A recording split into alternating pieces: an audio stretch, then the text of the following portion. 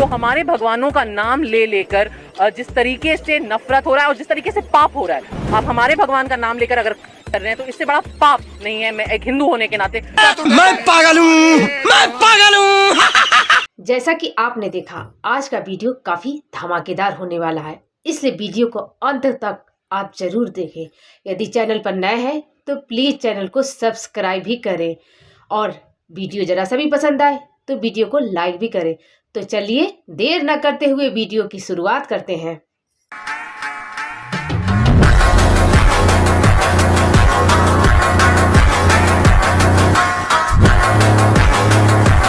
कि तरह तरह के इल्जामात लगाए जा रहे हैं हम पर। मैं कबूल करने आई हूँ वो इल्जामात। हाँ, हुजूर पाक सल्लल्लाहु अलैहि वसल्लम के लिए इज्जत मन में होने के लिए आप किस जात में पैदा होते हो ये जरूरी नहीं होता है। जरूरी यह होता है कि जब हुजूर पाक सल्लल्लाहु अलैहि वसल्लम की शान में गुस्ताखी हो तो आप उन गुस्ताखों के साथ जाके हाथ नहीं मिलाते हो। बहुत कंफ्यूजन है, गहन कंफ्यूजन है और ये आइडियोलॉजिकल कंफ्यूजन है। मैम आई थिंक हमें इस तरीके की डेफिनेशंस में फंसना नहीं चाहिए। क्यों नहीं? बिल्कुल सही क्योंकि मैं बता रही हूँ क्यों। आप बिल्कुल सही कह रही हैं कि 2003 में जो स्टैंडिंग कमेटी थी उसने जो रिकमेंडेशंस किए थे उसमें कई कांग्रेस के लोग भी शामिल थे, लेकिन मैं आपको याद दिलाना चाहूंगी कि 2003 में बीजेपी की सरकार थी, पहली बात। दूसरी बात ना 2003 let me finish one second let me finish correct no actually wrong is state से One नहीं second, जाना ma'am. चाहिए। I'm not 2003 मनमोहन सिंह के बयान की Ma'am. मैंने पार्लियामेंट में बात की। मैम 2019 ये जो और 20 में आई स्टैंडिंग है। कमेटी है ये Ma'am, 2007 की है जिसका मैं बात देखिए जिसकी मैम, मैं बात कर रही हूँ। बात सुनिए, ये जो विरोध हो रहे हैं ये 2003 में तो नहीं हुए थे, क्यों नहीं हुआ? उसका कारण था ना क्या? ये सब दोगलापन। मैं जरूरत ये पड़ी कि आपको वोट बैंक की स्वरा, पॉलिटिक्स खेलनी थी। स्वरा। जब आपने मैम एक second I have a question. No so the Answer to my question question. One second. अब आप ये कह रही हैं कि पूरे देश में एनआरसी लागू करने की बात, मैं पॉइंट दर पॉइंट आना चाहूंगी। किसने कहा कि एनआरसी लागू हो रहा है?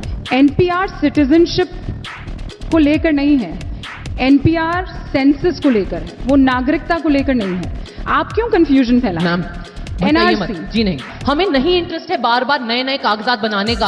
हमारा पूरा जीवन मैं कागज कह बनाने रही हूँ में व्यतीत बीत रहा है। 2010 में जब एनपीआर हुआ तब स्वरा भास्कर को दिक्कत नहीं हुई। 15 साल से एक्टिविज्म कर रही है, तब स्वरा भास्कर नहीं, सड़कों मैं पर नहीं 15 साल दिखाई activism नहीं कर रही, दी। मैं आपने 2010 बोला में ना, 15 साल की थी। आपने ये बात बोली है कि मैं 15 साल की मैम, उम्र से देखिए। एक्टिविज्म कर रही हूँ। मैम देखिए, दिक्कत ये है कि 10 साल बाद जब दोबारा एनपीआर मैम। हो रहा है मैम। वो इसलिए दिक्कत दे रहा है क्योंकि वो मोदी सरकार की रजीम में हो जी रहा है। नहीं मैम, दिक्कत ये है एनपीआर नेशनल पॉपुलेशन रजिस्टर है।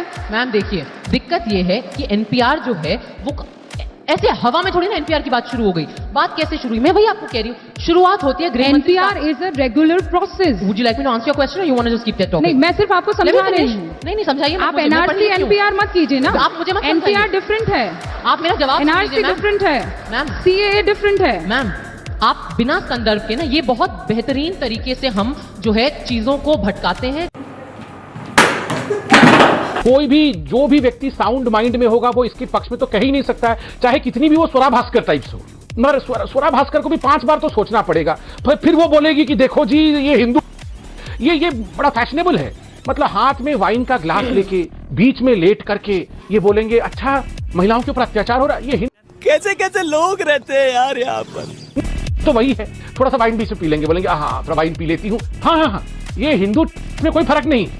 मतलब ये इनकी हिपोक्रेसी इतनी गंदी है, इनकी डबल स्पीक इतनी गंदी है कि खुद ही अपने डबल स्पीक से डरते हैं जी। बात तो सही है। सरकार की तरफ पक्ष होना वो पॉलिटिकल पार्टी के वर्कर का काम है। शायद आप होंगे पॉलिटिकल पार्टी के वर्कर, मैं नहीं हूँ। और आप दिग्विजय सिंह का प्रचार करती हैं, कांग्रेस के लोग प्रचार करती हैं, तो पॉलिटिकल वर्कर तो आप पहले हुई, हम लोग तो जर्नलिस्ट हैं, सवाल ही कर रहे हैं।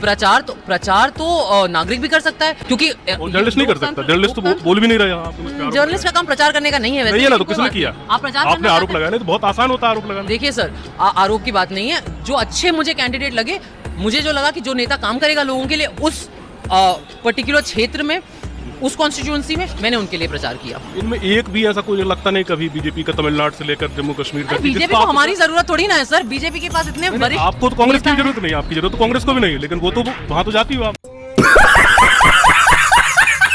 कांग्रेस ने इन्विटेशन नहीं दिया। किसी और की जरूरत की बात नहीं है। मुझे जो चीज या जो बात सही लगती है मैं उसके तरफ जाती हूँ। संविधान की आपने बात करी कि सरकार संविधान के बाहर से चल के आई।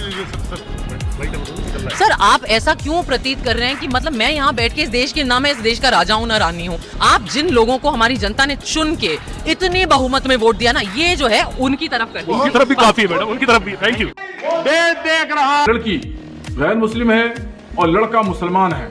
अब ऐसी कंडीशन में कोई निकाह करता है, शादी करता है, तो शरीयत की रोशनी में वो निकाह नहीं माना जाएगा। अगर जैसा कि आपने सवाल किया है, इस सवाल के मुताबिक वो शादी नहीं है, वो निकाह शरीयत की रोशनी में नहीं हुआ। ये मुंह से सुपारी निकाल के बात कर रहे बाबा, इसके मुंह में पैदाइशी सुपारी। मतलब मुझे एक्चुअली इस चीज़ से दिक्कत नहीं है, क्योंकि होता ही है ना कि ये इतनी बातें करते हैं कि ये आपको जिंदा रखते हैं। तो अब मेरी जो पहचान है इनकी बदौलत, मेरे सारे नफरती चिंटू मैं बुलाती हूँ इनको, नफरती चिंटुओं की बदौलत मेरा नाम जो है और मेरी पहचान फिल्मों पे डिपेंडेंट नहीं है।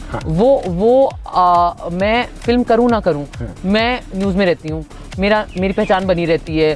तो ठीक है यार, मतलब हमारे लिए हम लोग तो यही चाहते हैं ना कि मीडिया से हमें अटेंशन मिलता रहे, तो मिल ही रहा है इनकी बदौलत। वो जिंदा रख रहे हैं मुझे। आपने कौन सा वर्ड यूज किया था? कौन से चिंटू?